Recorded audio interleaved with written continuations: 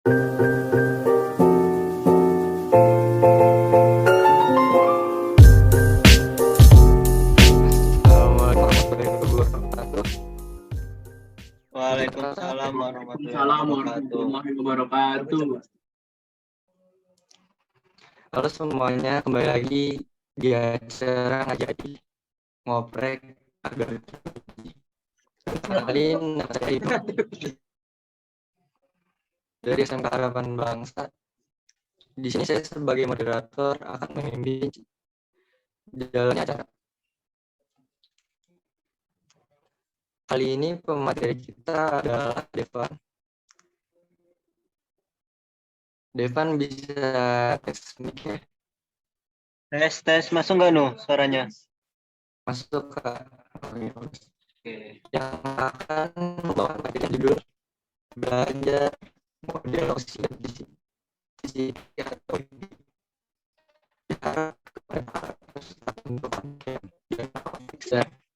Nah, untuk Devan dan dipersilakan. terima kasih untuk Kak Ibnu atas pembukaannya. Sebelum memasuki materi, perkenalkan, nama saya Devan Adrian Santoso. Saya dari SMK Harapan Bangsa. Saya kelas 11 dari jurusan TKJ. Untuk waktu luang, saya biasanya suka membaca komik, dengerin lagu, dan bermain game. Tanpa membuang waktu yang lama, kita langsung saja masuk ke materi. Materi saya hari ini adalah tentang belajar model OSI.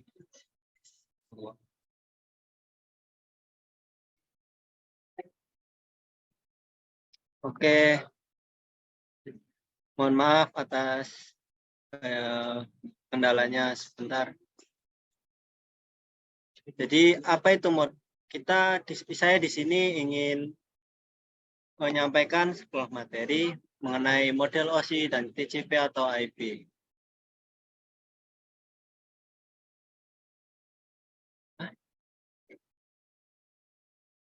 Di table of content, apa itu OSI dan TCP atau IP? Dan 2, ada lapisan dalam OSI dan TCP atau IP. Dan 3, ada penjelasan setiap dan 4, perbedaan OSI dan TCP atau IP. Dan 5, ada kelebihan dan kekurangan. Di 1, apa itu model OSI dan TCP atau IP? Model OSI singkatan dari Open System Interconnection adalah model referensi yang menggambarkan bagaimana informasi dari aplikasi perangkat lunak di satu komputer bergerak melalui media fisik ke aplikasi perangkat lunak di komputer lain. Model OSI mencirikan fungsi komputasi menjadi seperangkat aturan dan persyaratan universal untuk mendukung interoperabilitas antara produk dan perangkat lunak yang berbeda. Dalam bahasa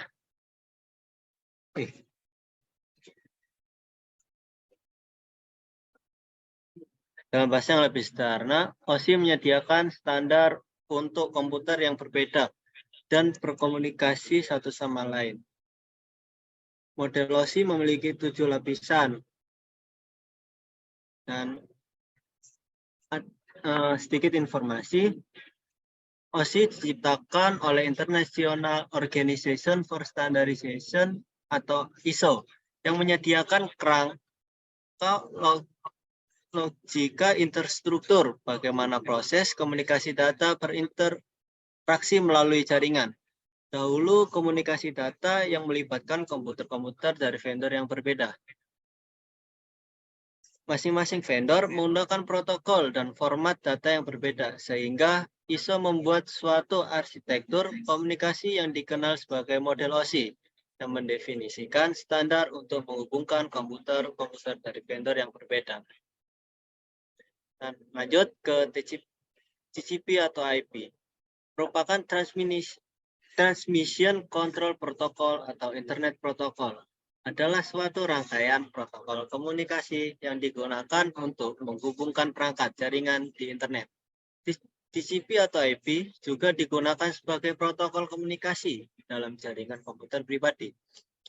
TCP atau IP dirancang dan dikembangkan oleh Departemen Pertahanan Amerika Serikat pada tahun 1970-an dan didasarkan pada protokol standar. Model TCP atau IP adalah versi ringkas dari model OSI. TCP atau IP memiliki 5 layer.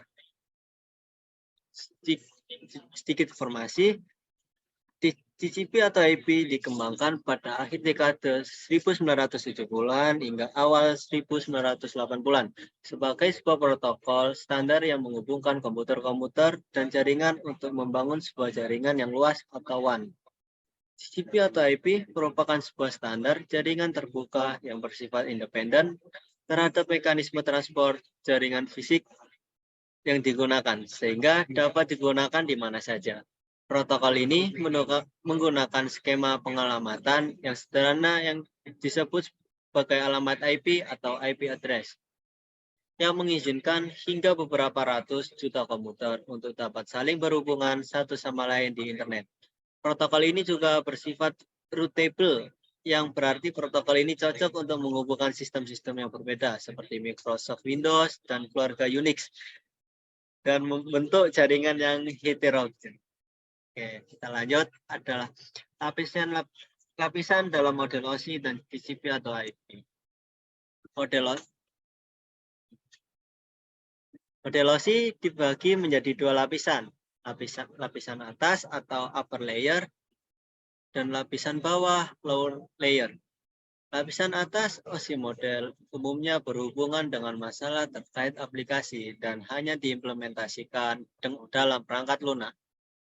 Lapisan bawah model OSI menangani masalah transportasi data seperti data link dan physical layer diimplementasikan dalam perangkat keras dan perangkat lunak. Model OSI terbagi dari 7 lapisan, setiap lapisan memiliki fungsi yang berbeda. 7 lapisan tersebut diurutkan dari atas hingga ke bawah. Jadi seperti gambar yang di samping, fisikal adalah lapisan pertama atau layer pertama dari fisikal. Jadi dari yang seperti gambar yang di samping, fisikal itu dari bawah dan nanti akan naik kayak seperti naik ke layer 2 adalah data link dan network ada layer yang ketiga. Application adalah layer ke-7. Jadi di sini dibedakan jadi upper layer dan lower layer. Fisikal menentukan tegangan, kecepatan, besaran fisik, dan mengalirkan bit-bit antar device. Untuk data link, menyediakan akses ke media menggunakan MAC address dan melakukan error detection. Network menyediakan logical addressing dan menentukan rute menuju tujuan. Untuk transport, menyediakan reliable atau unreliable delivery dan mengecek error connection sebelum transmisi data. Application memisahkan data dari berbagai aplikasi dan proses transmisi data. Dan untuk layer yang ke-7, application menyediakan interface. Yang samping ini adalah kita lanjut ke TCP atau IP. Maaf Kak, suaranya kurang jelas. Tes, apa udah jelas? Iya jelas. Ya. Oh ini. Jelas. TCP atau IP adalah protokol hierarkis yang terdiri dari modul atau lapisan interaktif dan masing-masing menyediakan fungsionalitas tertentu. Jadi kalau TCP itu punya 5 layer. Beda kayak OSI yang mempunyai 7 layer.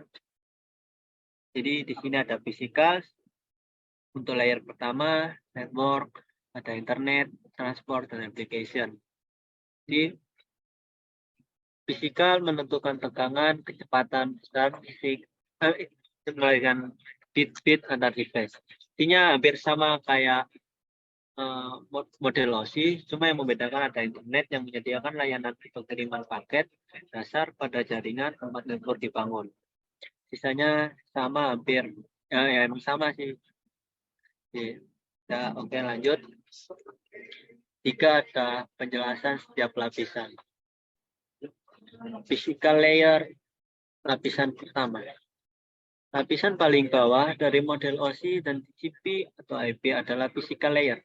Lapisan ini merupakan informasi dalam bit dan bertanggung jawab untuk mentransmisikan bit satuan dari satu node ke node berikutnya. Saat menerima data, lapisan ini akan menerima sinyal dan mengubah menjadi 0 dan 1, kemudian mengirimkannya ke data link yang bertugas menyatukan kembali menjadi frame. Nah, dan fungsi dari physical layer itu menyediakan sinkronisasi bit dengan menyediakan jam. Jam ini mengontrol pengirim dan penerima sehingga memberikan sinkronasi pada tingkat bit. Dan lapisan physical layer juga mendefinisikan laju transmisi, yaitu jumlah bit yang dikirim per detik. Physical layer menentukan cara di mana perangkat atau node yang berbeda diatur dalam jaringan, yaitu seperti topologi bus, star, atau mesh. Physical layer mendefinisikan cara data mengalir di antara dua perangkat yang terhubung. Berbagai model transmisi, diantaranya simplex, multiplex, dan full duplex. Untuk jenis protokol yang ada pada layer ini, diantara ada Ethernet, USB, dan Bluetooth. Jadi physical ini yang seperti bahannya yang lebih dekat dengan itulah. Dan lanjut ke data link layer, itu lapisan kedua. Layer ini bertugas untuk mendefinisikan alamat IP sehingga setiap komputer dapat saling terkoneksi dalam satu jaringan. Fungsi lainnya adalah melaksanakan proses routing dan membuat header untuk setiap paket yang ada. Fungsi dari data link adalah sebagai berikut. Lapisan data link menyediakan cara bagi pengirim untuk mengirimkan satu set bit yang berguna bagi penerima. Informasi dapat dicapai dengan mengepirkan pola bit khusus ke awal dan akhir frame. Lapisan data link menambahkan alamat fisik atau alamat MAC pengirim dan penerima di header setiap frame data.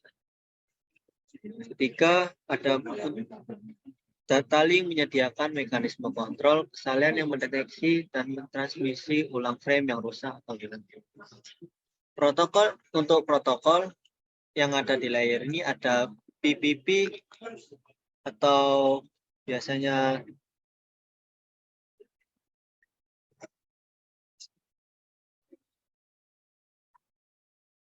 PPP adalah ini point-to-point protokol. Protokol untuk point ke point. Protokol ini dipakai pada sublayer. Dan ada LLC, Logical Link Control, dan SLIP, Serial Line Internet Protocol. Protokol dengan menggunakan sambungan serial. Protokol ini dipakai pada sublayer MAC seperti atau Media Access Control. Lanjut ke network layer atau lapisan ketiga.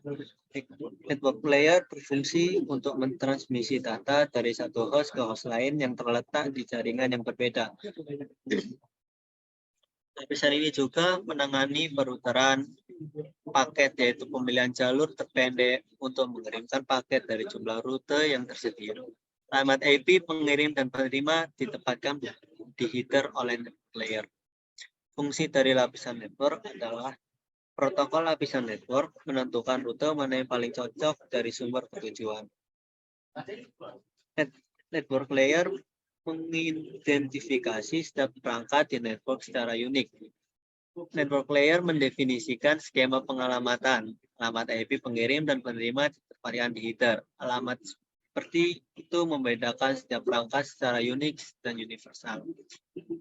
Protokol yang ada pada layer ini diantaranya ada IP, Internet Protocol, protokol untuk menetapkan routing, dan ada RIP, Routing Information Protocol, protokol untuk memilih routing. Ada IP-ARP, IP Addressing Resolution Protocol, protokol untuk mendapatkan informasi hardware dari nomor IP, dan RARP, kita reverse ARP, protokol untuk mendapatkan informasi nomor IP dan hardware. Lanjut ke transport layer atau lapisan keempat. Untuk memecah data, transport layer itu gunanya untuk memecah data ke dalam paket-paket data serta memberikan nomor urut ke paket-paket tersebut sehingga dapat disusun pada titik tujuan setelah diterima. Selain itu, pada level ini juga membuat sebuah tanda paket yang diterima dengan sukses dan mentransmisikan ulang terhadap paket-paket yang hilang di tengah jalan.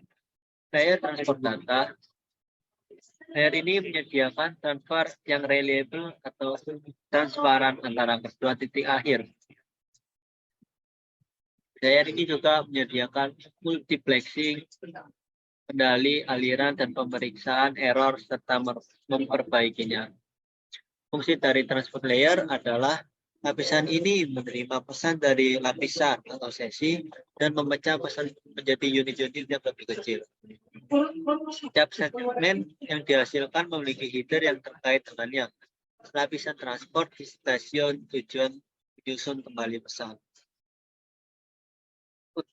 Transport layer mengirimkan pesan ke proses yang benar. Header lapisan transport menyertakan jenis alamat yang disebut service point addressing atau alamat port. Jadi dengan membentukkan alamat ini, lapisan transport memastikan bahwa pesan dikirim proses yang benar. Untuk protokol yang ada pada hari ini adalah TCP dan TCP. TCP itu Transmission Control Protocol, protokol untuk pertukaran data berorientasi. Dan untuk UDP, User Datagram Protocol, protokol pertukaran data non-orientasi.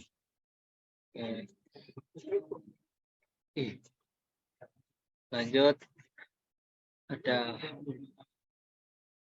ada session layer atau lapisan kelima. Session layer bertanggung jawab untuk pembentukan koneksi, pemeliharaan sesi autentikasi, dan juga memastikan keamanan. Fungsi dari session layer sebagai berikut. Session layer memungkinkan dua proses untuk membuat, menggunakan, dan mengakhiri sebuah koneksi. Lapisan ini memungkinkan proses untuk menambahkan pos pemeriksaan yang dianggap sebagai titik sinkronisasi ke dalam data. Titik sinkronisasi ini membantu mengidentifikasi kesalahan sehingga data disinkronkan ulang dengan benar dan ujung pesan tidak terpotong sebelum waktunya dan dapat menghindari adanya kehilangan data atau loss. Lapisan ini memungkinkan dua sistem untuk memulai komunikasi satu sama lain dalam hal duplex atau full duplex. Protokol yang terdapat pada layar ini adalah NetBIOS, RPC, atau socket. NetBIOS itu Network Basic Input Output System. Jadi BIOS itu jaringan standar. Dan ada RPC, Remote Procedure Call, prosedur pemanggilan jarak jauh, dan untuk socket itu input output untuk network jenis BSD Unix. Lanjut ke presentation layer. Lapisan ke-6. Presentation layer bisa juga disebut translation layer. Dari data dari application layer diekstrak di sini dan dimanipulasi sesuai format yang diperlukan untuk dikirim melalui jaringan.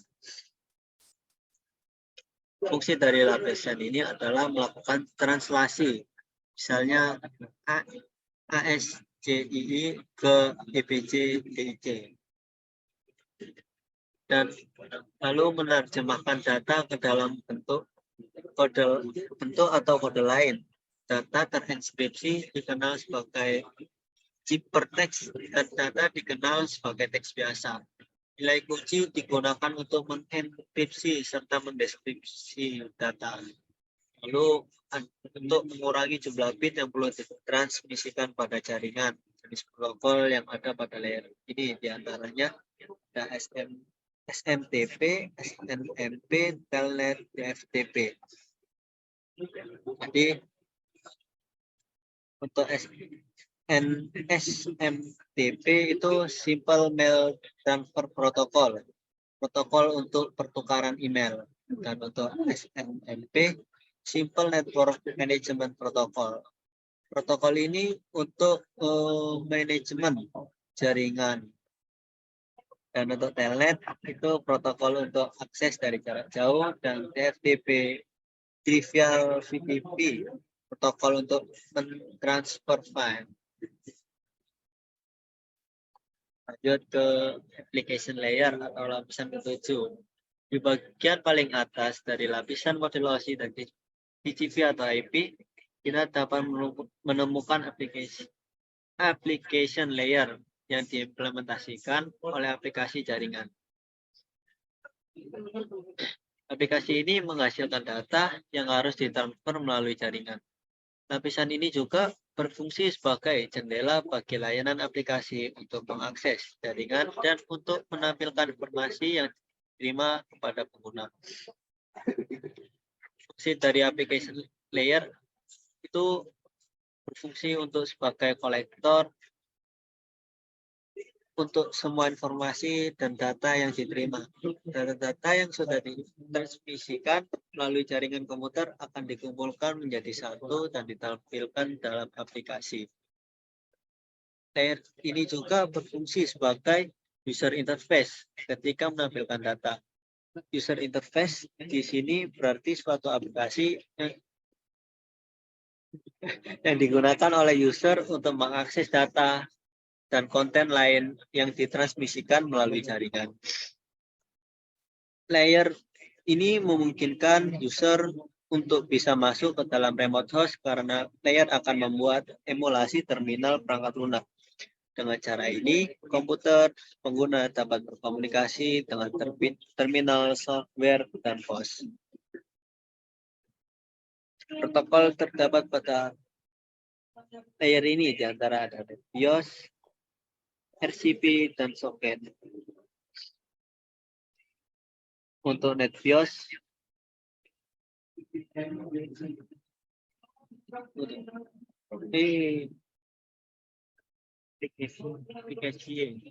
application layer itu ini salah lupa belumnya. Itu ada HTTP, Hypertext Transfer Protocol, yaitu protokol untuk mentransfer file HTML ke web. Untuk ini salah ya, lupa saya nanti. Dan untuk ada DHCP, Dynamic Host Configuration Protocol, protokol untuk distribusi IP pada jaringan dengan jumlah IP yang terbatas. Dan juga ada DNS, Domain Name Server, Database Name Domain Mesin dan nomor IP. Dan juga ada FTP, File Transfer Protocol, protokol untuk mentransfer file.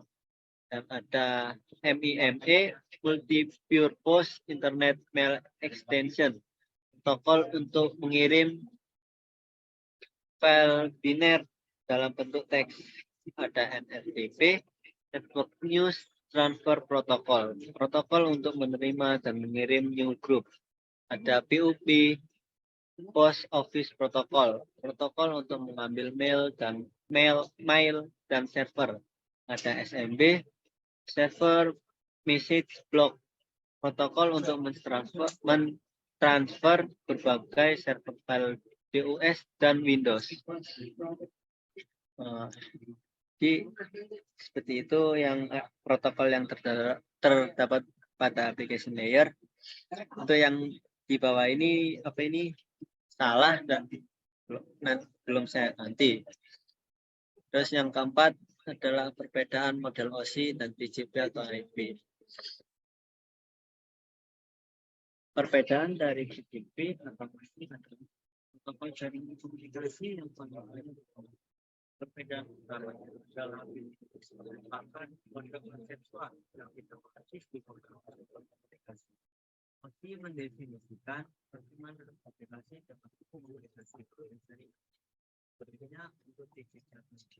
banyak digunakan untuk membangun hubungan dan interaksi jaringan. Protokol TCP atau IP menetapkan standar di mana internet dibuat, sedangkan model OSI memberikan pedoman tentang bagaimana komunikasi harus dilakukan. Oleh karena itu, TCP atau IP adalah model yang lebih praktis. TCP atau IP dan model OSI memiliki persamaan dan perbedaan. Persamaan utama adalah dalam cara mereka dibangun karena keduanya menggunakan lapisan atau layer, di mana TCP atau IP hanya terdiri dari 5 lapisan, sedangkan model OSI terdiri dari 7 lapisan. Hal-hal yang membedakan dari model OSI dan TCP atau IP itu satu, TCP atau IP hanya menggunakan satu lapisan application layer untuk mendefinisikan fungsionalitas lapisan atas. Sedangkan OSI menggunakan 3 lapisan, application, presentation, dan session. 2. TCP atau IP menggunakan satu lapisan physical layer untuk mendefinisikan fungsionalitas lapisan bawah. Sedangkan OSI menggunakan 2 lapisan, yaitu physical dan data link layer. 3. Ukuran header TCP atau IP adalah 20 bit, sedangkan header OSI adalah 5 bit. 4. TCP atau IP adalah standar berorientasi protokol, sedangkan OSI adalah model generik berdasarkan fungsionalitas setiap lapisan. TCP atau IP kelima, TCP atau IP menggunakan pendekatan horizontal, sedangkan OSI mengikuti pendekatan vertikal. 6. Dalam TCP atau IP, protokol dikembangkan terlebih dahulu dan kemudian modelnya dikembangkan. Untuk OSI, modelnya dikembangkan terlebih dahulu, sebaliknya dari model TCP, dan kemudian protokol di setiap lapisan dikembangkan. Dan 7, TCP atau IP membantu membangun koneksi antara berbagai jenis komputer, sedangkan OSI membantu menstandarisasi router, switch, motherboard, dan perangkat keras lainnya. 5. Kelebihan dan kekurangan model OSI. Kelebihan model OSI itu memberikan bahasa dan referensi yang sama antar sesama profesional jaringan. 2. Untuk membagi tugas-tugas jaringan ke dalam layer-layer logis demi kemudahan dalam pemahaman. 3. Untuk memberikan keluasan fitur-fitur khusus pada level yang berbeda. 4. Memudahkan dalam troubleshooting. Dan 5. Mendorong standar interoperability antar jaringan. 6. Memberikan modularity dalam fitur-fitur jaringan. Kekurangan model OSI itu ada dalam mengimplementasi industri jarang sekali mempunyai hubungan layer ke layer. 2 adalah untuk protokol-protokol yang berbeda dalam stack melakukan fungsi yang berbeda yang membantu menerima dan mengirim data pesan secara keseluruhan. 3. Implementasi suatu protokol tertentu bisa tidak mewakili setiap layer OSI atau bisa tersebar ke beberapa layer.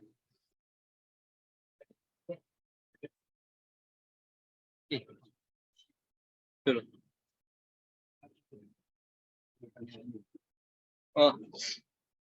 Ini salah lagi dalam penulisan ini aslinya kelebihan TCP dan kekurangan TCP, lupa nanti namanya.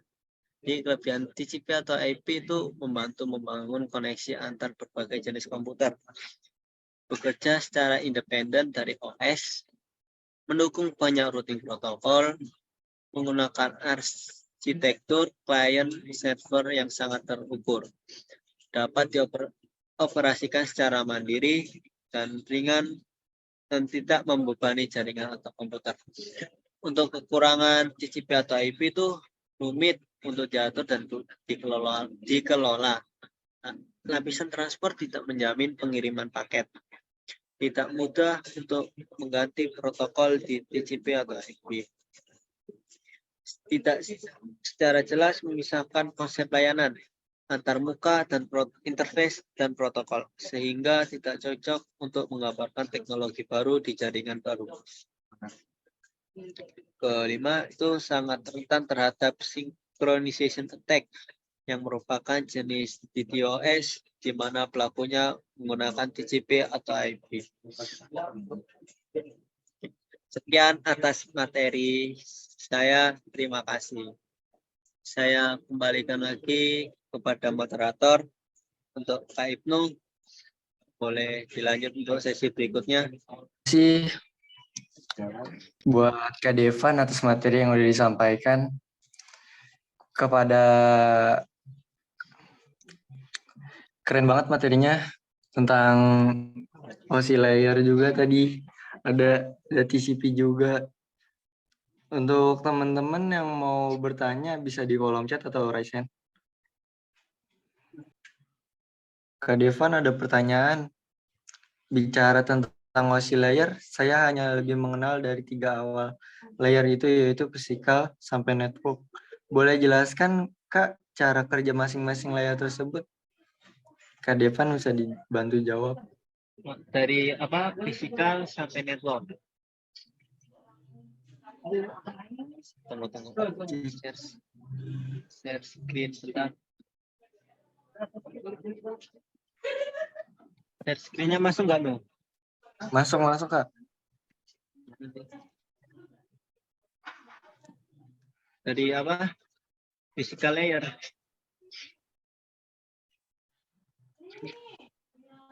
Dari physical layer sampai network. Cara kerjanya gimana? Di cara kerja physical layer tuh lapisan ini.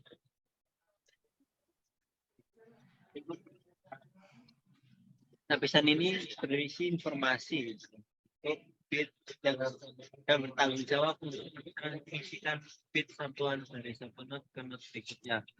Saat menerima data, lapisan ini akan menerima sinyal dan mengubahnya menjadi 0 dan 1, kemudian mengirimkannya ke data link yang bertugas untuk melakukan kembali frame.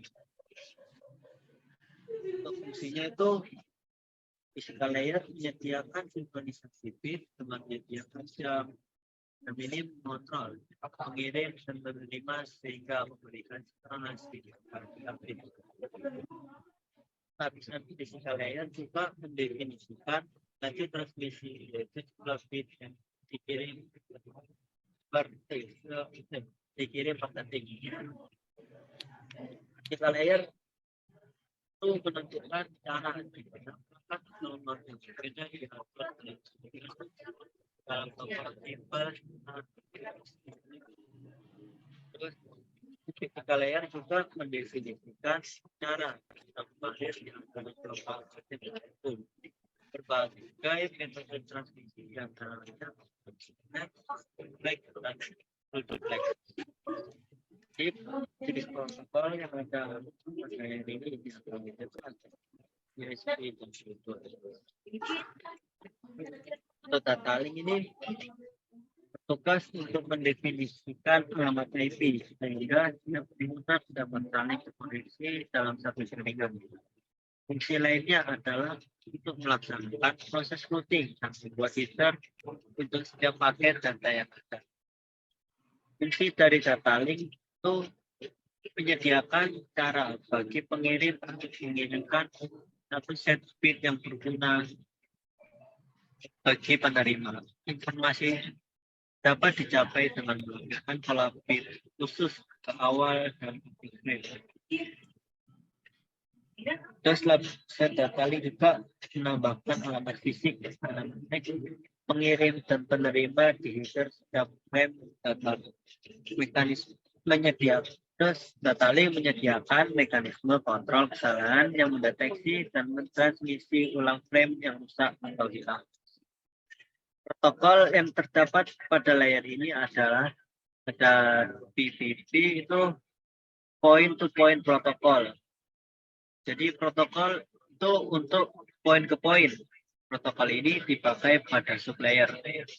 Ada LLC, Logical Link Control, ada SLIP, itu serial line internet protokol. Protokol dengan menggunakan sambungan serial.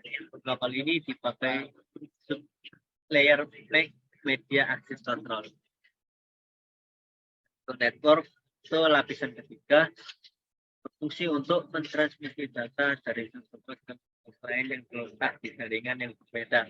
Lapisan ini juga menangani perputaran paket, yaitu pemilihan jalur terpendek untuk mengirimkan paket dari jumlah rute yang tersedia. Alamat IP mengirim dan menerima ditempatkan di header oleh network layer. Fungsinya itu protokol network menentukan rute mana yang cocok dari sumber ke tujuan. Dan kedua, untuk mengidentifikasi setiap perangkat di network secara unik.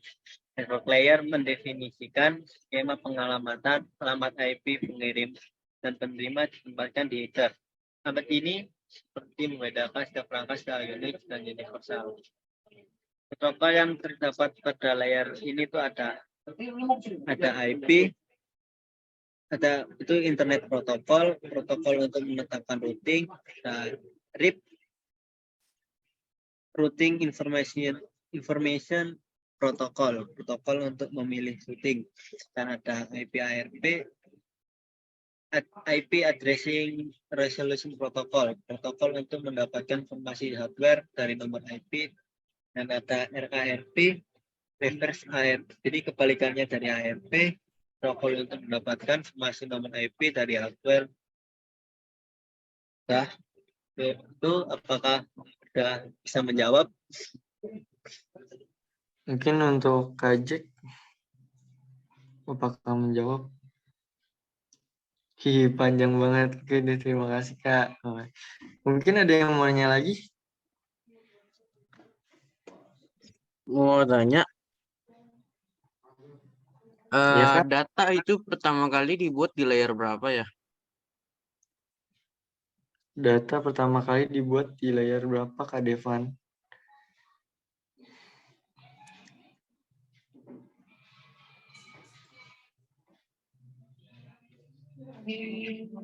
Bisa diulang gimana tadi? Data pertama kali itu dibuat di layer berapa?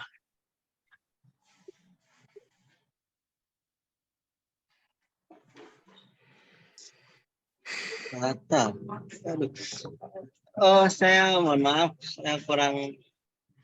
Tapi ini kayak materi saya kurang terlalu cukup luas ya. Mungkin tidak terlalu menjawab, jadi mohon maaf. Ya, belum terlalu explore.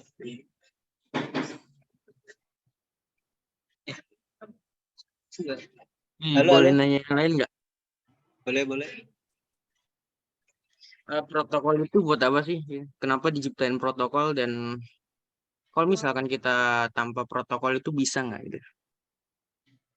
Aduh. Aduh. Waduh, mohon maaf. Sudah nih. Nggak bisa. Mungkin tidak cukup membantu pertanyaannya. Buat untuk pengiriman data sebagai aturan. Ya, belum terlalu explore jauh kan nih. Cuma gitu-gitu doang.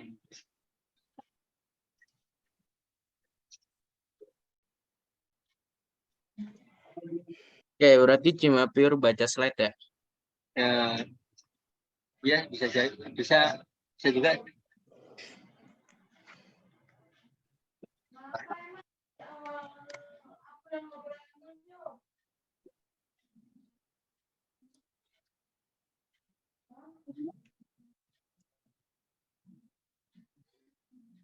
Mungkin ada pertanyaan lain, yang lain mau tanya lagi?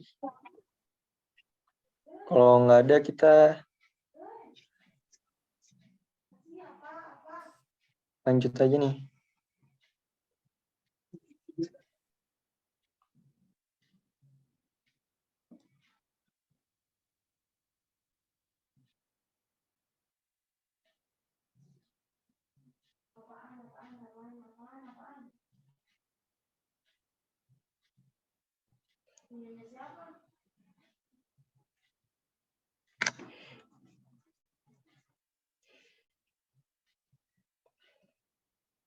Atau mungkin nggak ada yang mau nanya lagi?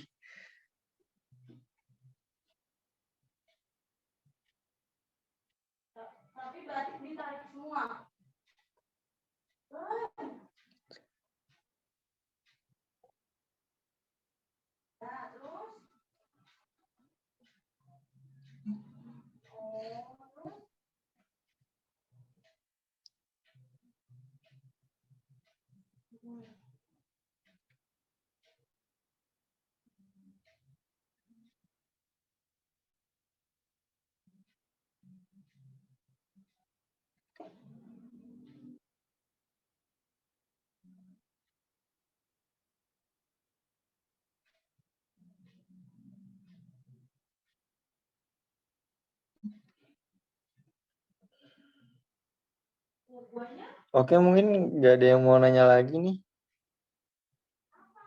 Udah sepi banget nih, nggak ada yang mau bertanya nih. Bertanya, Kak. Untuk kali bertanya, Kak. Silakan, Kak.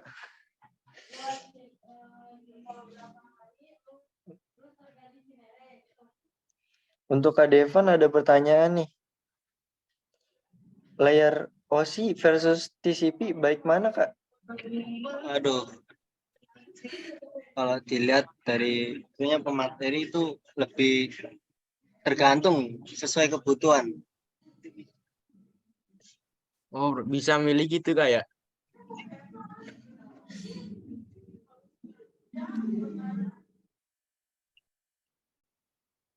Untuk kali ini waktu udah menjelang malam ya. Kita lanjut foto bareng dulu nih. Ayo semuanya untuk on cam.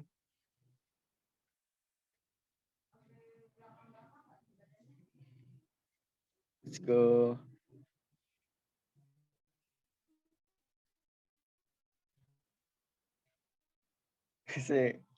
Ini baru bangun tidur nih.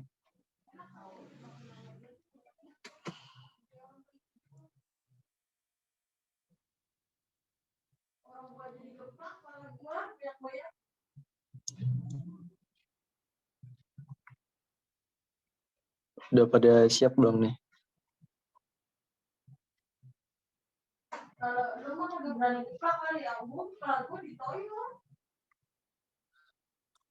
Oke, kita foto aja.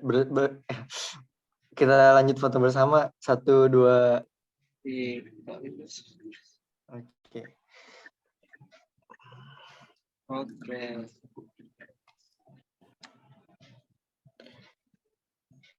Mungkin ada yang mau on cam lagi? Enggak ya? Terima kasih atas semua yang disampaikan. Semoga bermanfaat untuk kita semua. Saya sebagai moderator undur diri. Assalamualaikum warahmatullahi wabarakatuh. Waalaikumsalam. Waalaikumsalam warahmatullahi wabarakatuh.